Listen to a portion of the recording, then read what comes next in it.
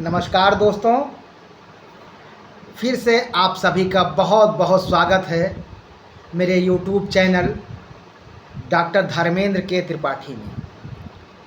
दोस्तों, आज का जो हमारा विषय है वो है जेट स्ट्रीम। आज का जो हमारा विषय है वो है जेट स्ट्रीम। दोस्तों, जेट स्ट्रीम एक उच्च गति वाली धारा है।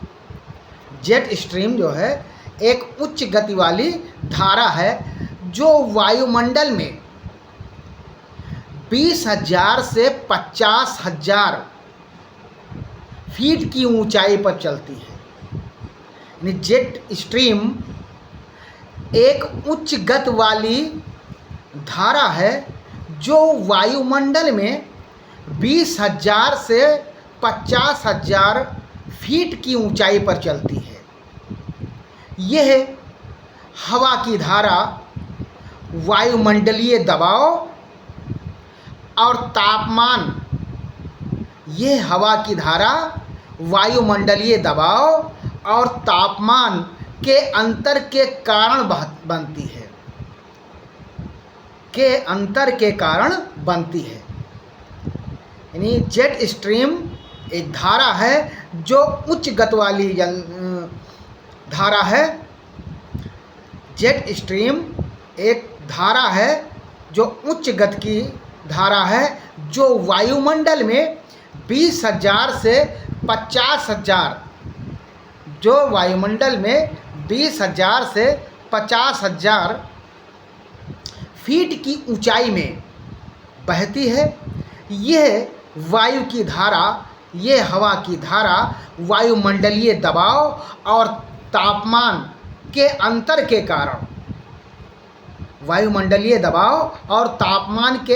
के कारण बनती है। दोस्तों, जेट स्ट्रीम जो है आधुनिक काल में अगर देखा जाए तो पवनों के अध्ययन के लिए वर्तमान समय में पवनों के अध्ययन के लिए हेतु जलवायु व मौसम विज्ञान, जीव विज्ञान,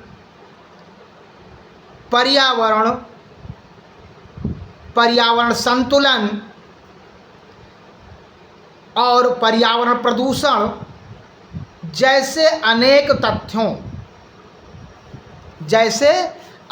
तथ्यों को समझने के लिए किया जाता है। यानी वर्तमान समय में अगर देखा जाए तो पवनों का अध्ययन या वायु का जो अध्ययन है ये मौसम विज्ञान, जीव विज्ञान, पर्यावरण विज्ञान, प्रदूषण आदि को समझने के लिए हम वायु का अध्ययन करते हैं। इसी संदर्भ में विक्षोभ मंडल की ऊपरी सीमा में बहने वाली जेट स्ट्रीम,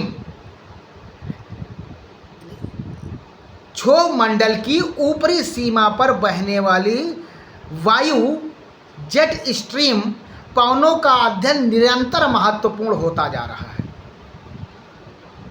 इसी क्रम में क्षोभ मंडल में ऊपरी सीमा पर बहने वाली वायु जेट स्ट्रीम का अध्ययन निरंतर महत्वपूर्ण होता जा रहा है।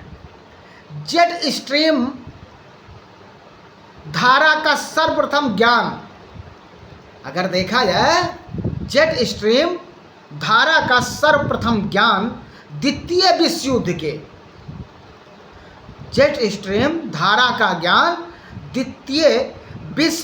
समय अधिक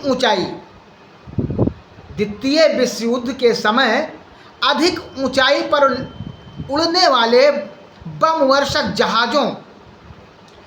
बमवर्षक वायुयानों ने अपने रडार यंत्रों पर चिन्हित किया था।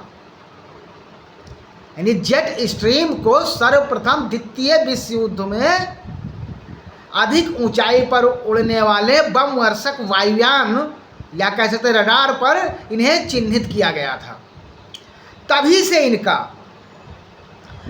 से इनका अध्ययन अमेरिका एवं यूरोप उसी समय से इस धारा का जेट स्ट्रीम धारा का अध्ययन अमेरिका एवं यूरोप के मौसम विज्ञानवेत्ताओं अमेरिका और यूरोप के मौसम विज्ञानवेत्ताओं द्वारा निरंतर किया जाता रहा है। अमेरिका और यूरोप के भूगोलवेत्ताओं द्वारा मौसम भूगोलवेत्ताओं द्वारा इसका अध्ययन निरंतर किया जा रहा है। तब से यह सिद्ध हो चुका है, यानी तब से यह सिद्ध हो चुका है कि जेट स्ट्रीम तब से यह सिद्ध हो चुका है कि जेट स्ट्रीम नियमित रूप से एवं विशेष अक्षांशों के बीच जेट स्ट्रीम नियमित रूप से एवं विशेष अक्षांशों के बीच विक्षोभ मंडल की ऊपरी सीमा पर 10 से 14 किलोमीटर 10 किलोमीटर से 14 किलोमीटर की ऊंचाई के मध्य बहने वाली पवन है। अगर देखा जाए तो जेट स्ट्रीम के बारे में निम्न प्रकार बातें जो है उल्लेखनीय है। क्या है कि ये पवनें जो है विक्षोभ मंडल की ऊपरी सीमा में, यानी जेट स्ट्रीम पवनें विक्षोभ मंडल के ऊपरी सीमा में 20 डिग्री से 25 डिग्री अक्षांशों से लेकर 50 से 55 डिग्री अक्षांशों के मध्य विशेष प्रभावी रहती हैं। यानी ये जेट स्ट्रीम पवनें विक्षोभ मंडल के ऊपरी सीमा में 20 से 25 डिग्री अक्षांशों से लेकर 50 से 55 डिग्री अक्षांशों के मध्य ये विशेष रूप से प्रभावी वायु रहती है। उत्तरी अमेरिका एवं यूरेशिया उत्तरी अमेरिका और यूरेशिया महाद्वीपों के पूर्वी भागों, यूरोप, एशिया और अमेरिका महाद्वीप के पूर्वी भागों में उपयुक्त अक्षांशों में इनका विकास निरंतर होता रहता है। यानी संयुक्त यूरोप है, अमेरिका है, एशिया है, इन महाद्वीपों में जेट स्ट्रीम का विस्तार निरंतर होता रहता है। भारतीय उपमहाद्वीप में इनके विकास के लिए 16 डिग्री से 18 डिग्री उत्तरी अक्षांश के निकट, भारतीय उपमहाद्वीप में इनके विकास के लिए 16 डिग्री से 18 डिग्री अक्षांश के निकट अनुकूल दशाएं पाई जाती हैं। यह पवन जो है ये भारत में कुछ समय के लिए प्रवाहित होती है। यह जेट स्ट्रीम की धारा भारत में कुछ समय के लिए प्रवाहित होती है।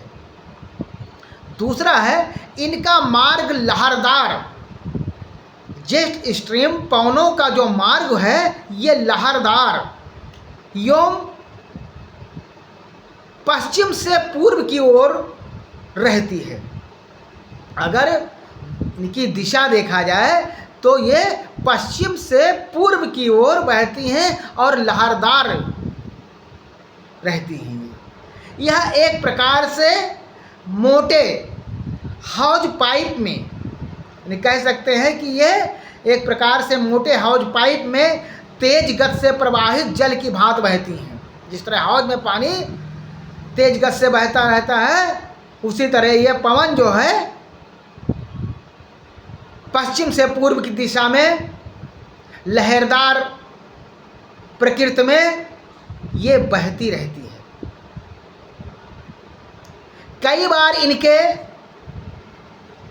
कई बार जेट स्ट्रीम लहरदार मार्ग में मोड़ या वक्रता कह सकते हैं अधिक होने पर ये दक्षिण से उत्तर की दिशा में बहने लगती हैं।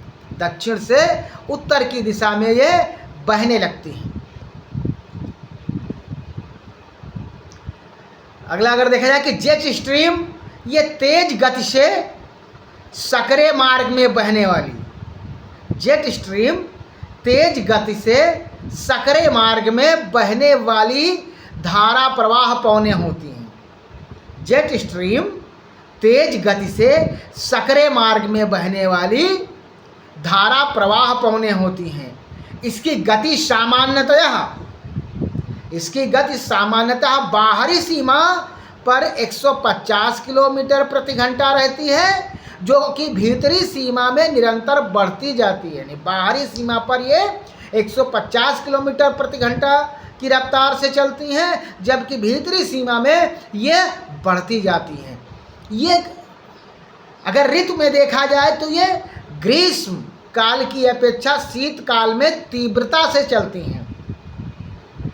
अगर मौसम में देखा जाए तो जेट स्ट्रीम ग्रीष्म काल की अपेक्षा शीतकाल में तीव्रता से चलती हैं।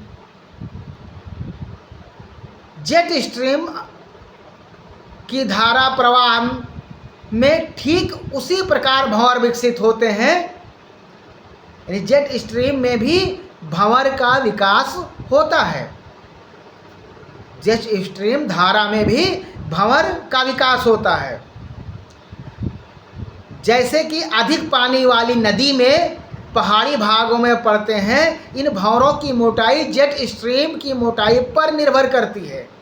यानी इस धारा प्रवाह में ठीक उसी प्रकार भंवर विकसित होते रह जाते हैं जैसे कि अधिक पानी वाली नदी में पहाड़ी भागों में पड़ते हैं। इन भंवरों की मोटाई जेट धारा की मोटाई पर निर्भर है, जो कि कभी कभी आधा से 1 मिलीमीटर तक पहुंच जाती है। इनके भीतरी भाग में तेजी से पवन की गति बहती रह जाती है। यह 150 किलोमीटर प्रति घंटा से बढ़कर 450 किलोमीटर और कभी कभी 600 किलोमीटर प्रति घंटा की रफ्तार इनकी पहुंच जाती है। ये भंवर में निरंतर, ये जेट स्ट्रीम भंवर में निरंतर पश्चिम से पूर्व दिशा में बहते रहते हैं। कभी कभी यहाँ की पवनें रौद्र रूप भी धारण कर लेती हैं। कभी कभी देखा जाए तो यहाँ की पवनें रौद्र रूप भी धारण कर लेती हैं और इनकी गति 1000 किलोमीटर प्रति घंटा तक पहुँच सकती है। अगला पॉइंट है इसमें, इन पवनों के कुछ सेल कोशों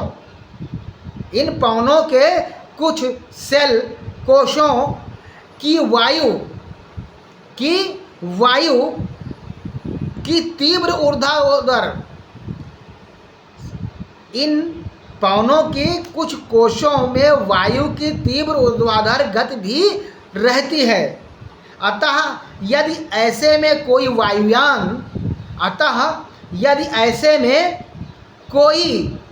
वायुयान इनके प्रवाह मार्ग में आ जाए तो वो तेजी से नीचे या ऊपर उठ सकता है एवं उसकी उड़ान खतरनाक बन सकती है। अगला पॉइंट, हम तथ्यों के बारे में देखा जाए तो जेट स्ट्रीम पौने का विकास यद्यपि वर्ष भर होता है, लेकिन शीत ऋतु में ये अधिक सक्रिय रहती हैं। जेट स्ट्रीम पवनों का विकास देखा जाए तो वर्ष भर रहता है, लेकिन ये शीत ऋतु में बहुत सक्रिय रह जाती हैं। अगला तथ्य, उष्ण प्रदेशों में जो ताप लहरें निचले वायुमंडल के ऊपरी वायुमंडलीय भाग को ऊष्मा प्रदान करती हैं, इसमें वहाँ के शीतल वायुमंडल में झंझावात का विशेष गतिशीलता बन जाती है। इससे जेट स्ट्रीम की क्रियाशीलता बढ़ती जाती है।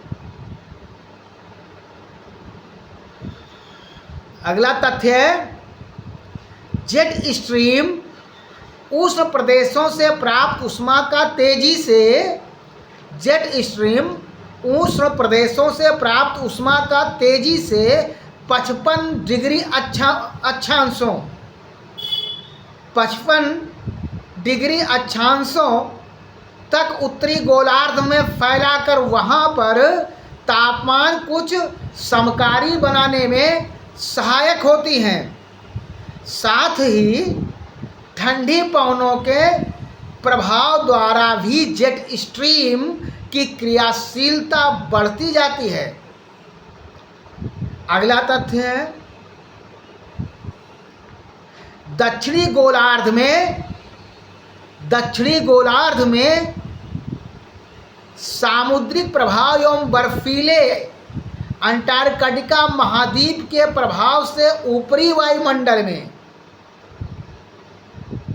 वायुमंडल में ताप लहरें एवं ऊष्मा का प्रभाव बहुत ही सीमित बना रहता है। अतः वहाँ सिर्फ 30 डिग्री से 40 से 45 डिग्री तक, 30 डिग्री से लेकर 40 से 45 डिग्री के मध्य स्थानीय रूप से ये छिछली व मंद गति से अर्ध विकसित रूप में कहीं कहीं जेट स्ट्रीम की धारा अंकित की गई है। इन पर अभी विशेष प्रेक्षण और शोध निरंतर जारी है। संक्षेप में कह सकते हैं कि जेट स्ट्रीम की क्रियाशीलता, जेट स्ट्रीम धारा की क्रियाशीलता ताप विचलन के अंतर के स्तर से पूर्णतया प्रभावित रहती है। यानी जेट स्ट्रीम की धारा जो होती है कि क्रियाशीलता जो होती है वो ताप विचलन के अंतर के स्तर से पूर्णतया प्रभावित रहती है। मध्यवर्ती अक्षांशों में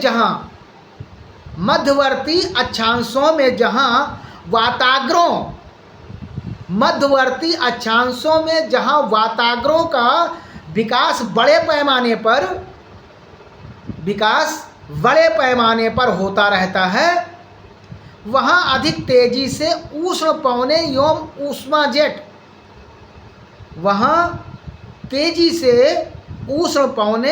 ऊष्मा जेट स्ट्रीम के क्षेत्रों में पहुंचती रहती हैं।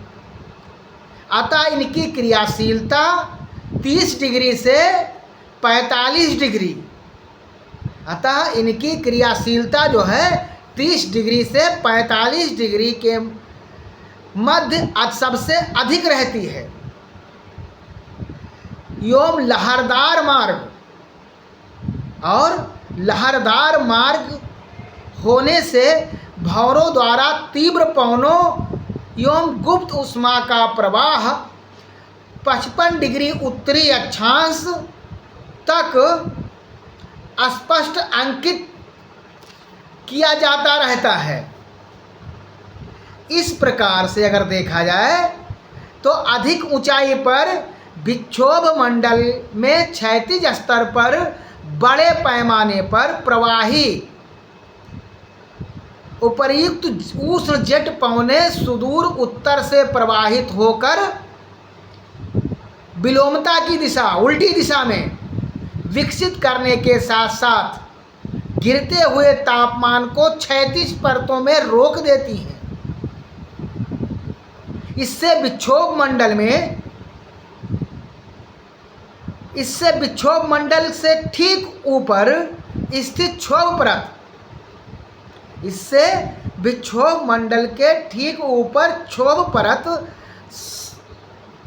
या शांत पेटी में तापमान का गिरना रुक सा जाता है एवं समताप मंडल विशेष में तापीय वितरण की स्थिति विकसित हो जाती है। इसके प्रभाव से उपध्रुवीय निम्न भार उत्तरी गोलार्ध में विकसित बना रहता है। जेट स्ट्रीम का वर्गीकरण, जेट स्ट्रीम पवनों का वर्गीकरण अक्षांशीय स्थिति पर ही जेट स्ट्रीम की क्रियाशीलता, अक्षांशीय स्थिति पर ही जेट स्ट्रीम की क्रियाशीलता निर्भर करती है। इस आधार पर जेट स्ट्रीम पवन को अनेक वर्गों में विभाजित किया जाता है। नंबर 1 ध्रुवीय जेट स्ट्रीम। नंबर 1 ध्रुवीय जेट स्ट्रीम। यह जेट धाराएं ध्रुवीय सीमांत प्रदेशों में, यह जेट धाराएं ध्रुवीय सीमांत प्रदेशों में 45 से 65 डिग्री, यह जेट धाराएं ध्रुवीय सीमांत प्रदेशों में 45 से 65 डिग्री के मध्य क्रियाशील होती हैं। 45 से 65 डिग्री के मध्य ये हवाएं क्रियाशील होती हैं। इनकी क्रियाशीलता पर उष्ण सीमांत, इनकी क्रियाशीलता पर उष्ण सीमांत या वाताग्र का विशेष प्रभाव पड़ता है।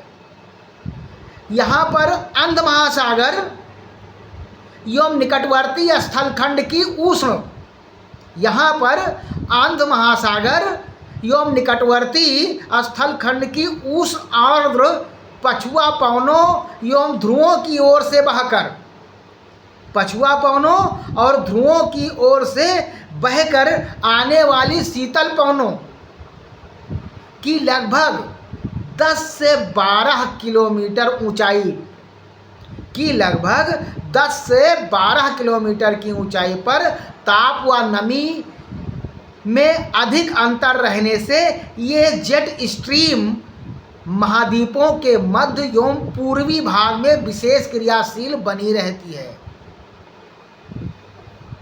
यह विशेष क्रियाशील बनी रहती है। इनके भंवरों में, इनकी भंवरों में पवनों, इनकी भंवरों में पवनों की गति 250 किलोमीटर से 400 किलोमीटर तक होती है। कभी कभी इनके भीतरी भागों में नमी व गत्यात्मक प्रभाव से गति 600 किलोमीटर तक पहुंच जाती है। और दूसरा है, पहला था आपका ध्रुवीय जेट स्ट्रीम और दूसरा है उपोष्ण कटिबंधीय जेट स्ट्रीम। दूसरा है उपोष्ण कटिबंधीय जेट स्ट्रीम। यह जेट स्ट्रीम शांत खंड के ऊपर, यह जेट स्ट्रीम शांत खंड के ऊपर 30 से 40 डिग्री के मध्य, 30 से 40 डिग्री अक्षांश के मध्य विकसित होती है। उपोष्ण कटिबंधीय जेट स्ट्रीम, यह जेट स्ट्रीम शांत खंड, शांत क्षेत्र में, शांत क्षेत्र के ऊपर 30 से 40 डिग्री अक्षांशों के मध्य यह विकसित होती है। यह लगभग 12 किलोमीटर की ऊंचाई पर 200 मिलीबार, यह लगभग 12 किलोमीटर की ऊंचाई पर 200 मिलीबार वायु दाब के क्षेत्र में पवन की गति जेट स्ट्रीम की बाहरी सीमा पर 120 किलोमीटर एवं भीतरी भाग में भंवर में 200 से 360 किलोमीटर के मध्य रहती है।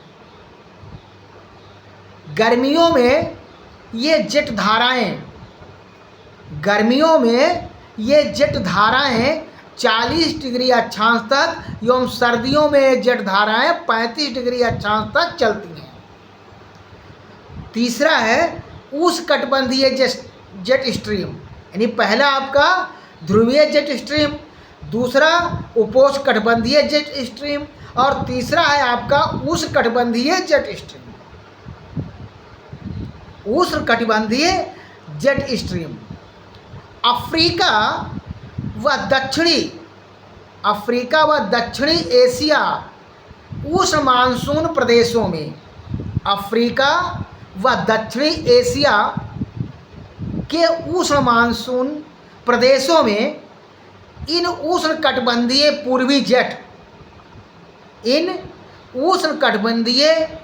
पूर्वी जेट का विकास 15 डिग्री से 22 डिग्री के मध्य 15 डिग्री से 22 डिग्री अक्षांश के मध्य होता है। यह लगभग 12 से 15 किलोमीटर की ऊंचाई के मध्य, यह लगभग 12 से 15 किलोमीटर की ऊंचाई के मध्य पूर्वी जेट धाराएं अधिक विकसित दिखाई देती हैं। यानी पूर्वी जेट धाराओं को देखा जाए तो 12 से 15 किलोमीटर की ऊंचाई पर ये अधिक विकसित दिखाई देती हैं। इनकी स्थिति एवं विस्तार के घटने बढ़ने, इनकी स्थिति और विस्तार के घटने बढ़ने का मानसून के प्रभाव एवं लौटने से सीधा संबंध रहता है। भारत में पूर्वी जेट के विकास के लिए भारत में उष्णकटिबंधीय जेट स्ट्रीम में पूर्वी जेट विकास के लिए 18 डिग्री उत्तरी अक्षांश के आसपास 18 डिग्री उत्तरी अक्षांश के आसपास अनुकूल दशाएं पाई जाती हैं। 18 डिग्री उत्तरी अक्षांश के आसपास यहाँ भी भारत में अनुकूल दशाएं पाई जाती है इनके प्रवाह के लिए। इनका सुविकसित प्रभाव जून माह के प्रारंभ में रहता है। इस समय ये तेजी से पश्चिम से पूर्व की ओर बहती हुई, जून के माह में इनका प्रभाव अधिक रहता है। इस समय ये तेजी से पश्चिम से पूर्व की ओर बढ़ती हुई मध्य व अधिकांश उत्तरी भारत को घेर लेती है। उष्णकटिबंधीय जेट की गति शुष्क मौसम विकसित होने से अपेक्षाकृत कम गत्यात्मक रहती है।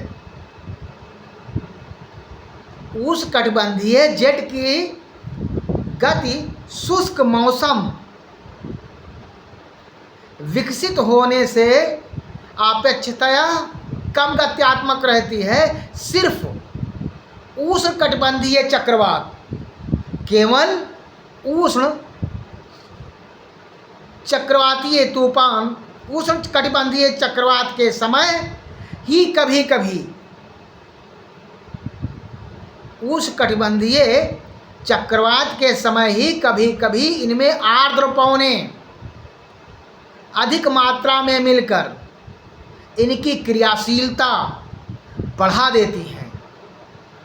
इनकी बाहरी भागों में गति 100 किलोमीटर एवं भीतरी भागों में इनकी गति जो है 200 से 400 किलोमीटर के मध्य हो जाती है।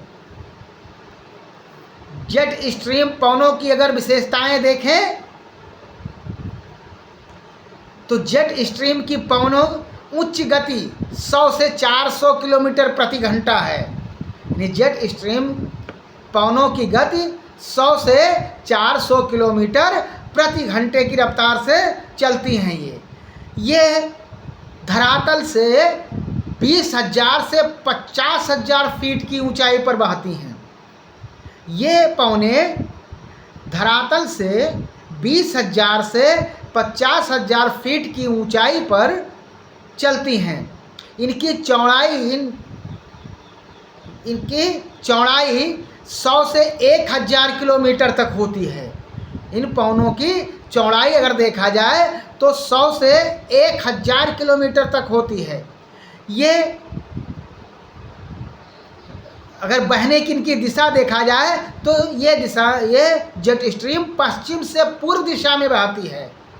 इनके कारण मौसम का प्रभाव, यानी मौसम में वर्षा, तूफान, हवा की दिशा आदि में परिवर्तन होता है।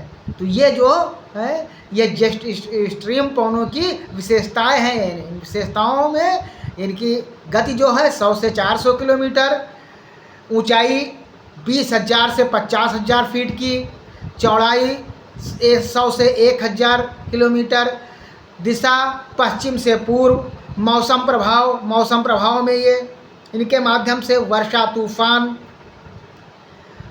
और हवा की दिशा में परिवर्तन होता है। जेट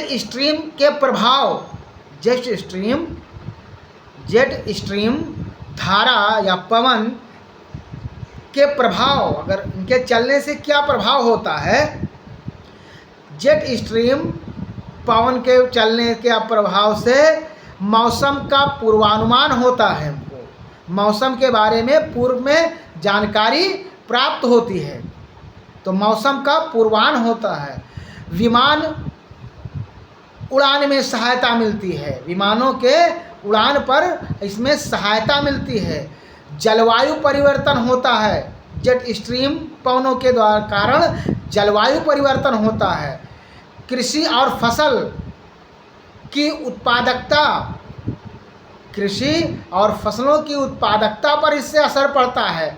सामाजिक और आर्थिक गतिविधियों पर जेट स्ट्रीम पवनों के माध्यम से, इनके प्रभाव से सामाजिक और आर्थिक गतिविधियों पर असर पड़ता है। तो ये जब जेट स्ट्रीम पवनें चलती हैं तो ये इनका प्रवाह जो है मौसम पर, विमानों के उड़ान पर, जलवायु परिवर्तन में, कृषि और फसल में, सामाजिक आर्थिक गतिविधियों में इनका प्रभाव पड़ता है। इनका महत्व अगर देखा जाए, जेट स्ट्रीम पवनों का महत्व अगर देखा जाए तो ये मौसम के पूर्वानुमान में, यानी जेट स्ट्रीम का महत्व अगर देखा जाए तो जेट स्ट्रीम पवनों के माध्यम से हमें मौसम के पूर्वानुमान के बारे में जानकारी प्राप्त होती है। जेट स्ट्रीम पवनों के माध्यम से हमें मौसम के पूर्वानुमान के बारे में हमको जानकारी प्राप्त होती है। दूसरा है विमान उड़ान व सुरक्षित बनाते हैं। विमान को उड़ाने और विमान को सुरक्षित रखने की जानकारी हमको जेट स्ट्रीम धारा के माध्यम से प्राप्त होती है। यानी वायुयानों की उड़ान और उनकी सुरक्षा के बारे में हमको इससे सहायता मिलती है, जेट स्ट्रीम पवनों से। अगला है जलवायु परिवर्तन। जलवायु परिवर्तन को समझने में मदद मिलती है। जेट स्ट्रीम की धारा का अगर महत्व देखा जाए, जेट स्ट्रीम प्रवाह के अगर महत्व को देखा जाए तो इससे मौसम या जलवायु परिवर्तन को समझने में हमको मदद मिलती है। कृषि और फसल की सुरक्षा के बारे में हमें जानकारी प्राप्त हो जाती है। कृषि और फसलों की सुरक्षा के बारे में हमें जेट स्ट्रीम पवनों के माध्यम से हमको सुरक्षा की जानकारी प्राप्त हो जाती है। साथ ही साथ हमारी सामाजिक आर्थिक गतिविधियों को प्रभावित करता है। हमारी सामाजिक आर्थिक गतिविधियां जो प्रभावित होती हैं उनको जेट स्ट्रीम के माध्यम से सहायता प्राप्त होती है। तो ये जेट स्ट्रीम का महत्व है कि जेट स्ट्रीम से मौसम के बारे में हमें पूर्वानुमान हो जाता है। वायुयान के उड़ान में हमको मदद मिलती है, वायुयान को संरक्षण करने में हमको मदद मिलती है। जलवायु परिवर्तन को समझने की में हमको सहायता मिलती है, कृषि फसलों में सहायता मिलती है, फसलों की सुरक्षा में हमको सहायता मिलती है, सामाजिक आर्थिक गतिविधियों में हमको सहायता प्राप्त होती है। तो दोस्तों, आज का विषय हमारा जो जेट स्ट्रीम रहा, उम्मीद है ये वीडियो आप सभी लोगों को अच्छा लगेगा। मिलते हैं एक नए विषय के साथ, तब तक के लिए नमस्कार।